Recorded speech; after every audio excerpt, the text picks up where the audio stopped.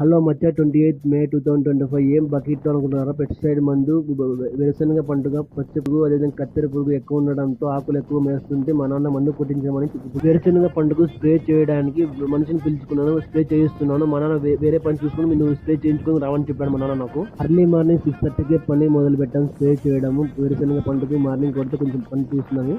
వేరుశనగ పంట పొలంలో స్ప్రే చేయడానికి కత్తెర పురుగు కంట్రోల్ చేయడానికి మొత్తం 17 డబ్బాలు మందును కలుపుకున్నాం. స్ప్రే చేసాను చూడండి ఈ విధంగా. K9 వేరుశనగ పంట పొలంలో పురుగు మందు నివారణ.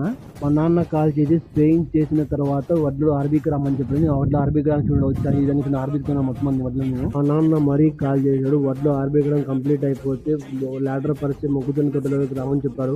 లాడర్ పరిచే మొక్కజొన్న తోట దగ్గరకు వెళ్ళాను. మా నాన్న పనిగా మనిషి పెట్టుకో మా తమ్ముడిని లాడర్ పరుస్తున్నాను. మన టైం 10:30 అవుతుంది. ఇంకా నేను భోజనం చేయలేదు. భోజనం చేసిన తర్వాత లాడర్ పరచడం మొదలు పెట్టాను. మా నాన్నకి హెల్ప్ చేశాను నేను. ఆల్రెడీ పని మొత్తం సగానికి సగం అంతా కంప్లీట్ చేశారు మా నాన్న మా తమ్ముడు. నేను కొద్దిగా వదిలేసి పని చేశాను చూడండి. లాడర్ అంతా అరేంజ్ చేశాను. మీరు కూడా మొక్కజొన్న వేరుశనగ పంట వేశారు లేదా కూడా కామెంట్ తెలియజేయమర్చిపోకుండా.